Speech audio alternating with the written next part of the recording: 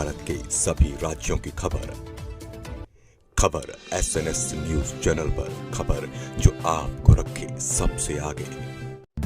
नमस्कार, SNN news channel में आप सबका स्वागत करती हूँ। मैं हूँ आपके साथ अश्विनी। आइए दिखाते हैं महाराष्ट्र की 10 बड़ी खबरें।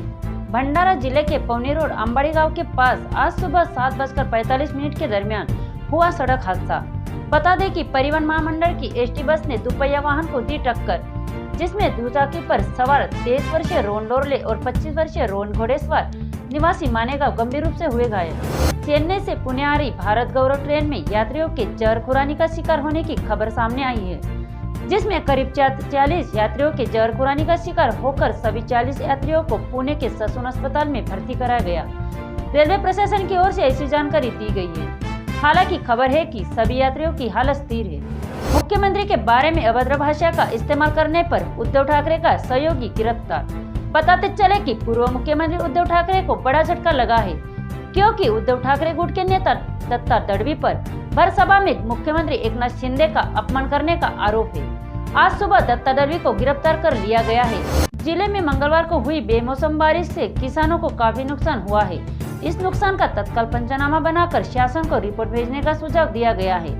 नरेंद्र भोंडेकर ने कलेक्टर को पत्र लिखा है। जब धान की कटाई और मंडाई का मौसम चल रहा है तो बेमौसम बारिश ने किसानों की कमर तोड़ दी है। ऐसे में किसानों को मुआवजा मिलना चाहिए। भोंडेकर ने यह भी बताया कि वह मुख्यमंत्री एकनाथ शिंदे और अन्य मंत्रियों से चर्चा कर मुआवजा दिलाने का प्रयास करेंगे। पृथ्वीराज चौहान के बयान पर सांसद सुनील तटकरे ने टिप्पणी करते हुए कहा कि मुझे लगता था कि पृथ्वीराज चौहान एक राजनेता है, लेकिन अब उन्हें नहीं पता कि वे चुटकुले क्यों सुझा रहे हैं।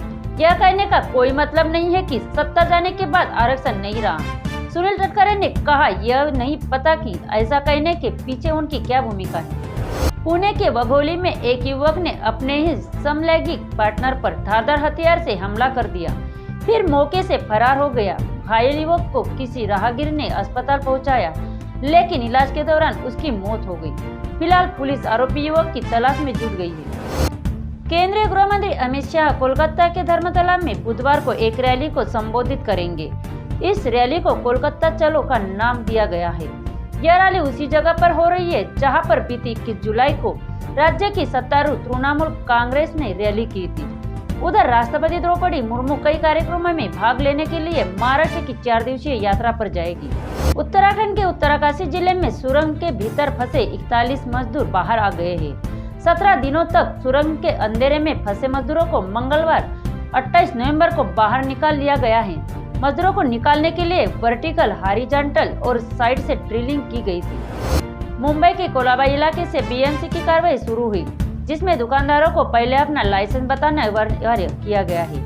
उसके बाद BMC देवनागरी लिपि में साइन बोर्ड न लगाने पर दुकानों को नोटिस दे रही है। यही देवनागरी लिपि में साइन बोर्ड न लगाने पर दुकानदार और दुकान में काम कर रहे सारे लोगों पर जुर्माना लगाया जाएगा। हिंदू हृदय सम्राट बाला साहेब ठाकरे द्वारा महाराष्ट्र समृद्धि राजमार्ग पर निर्धारित गति सीमा और यातायात नियमों का उल्लंघन करने वाले ड्राइवरों को खिलाफ कार्रवाई करने के लिए महाराष्ट्र राज्य सड़क विकास निगम द्वारा कुल 15 इंस्पेक्टर वाहन राजमार्ग पुलिस को सौंपे गए हैं। मुख्यमंत्री एकनाथ शिंदे की मौजूदगी में इन सभी वाहनों को झंडा दिखाने के बाद सभी गाड़ियां राजमार्ग पुलिस को सौंप दी गई।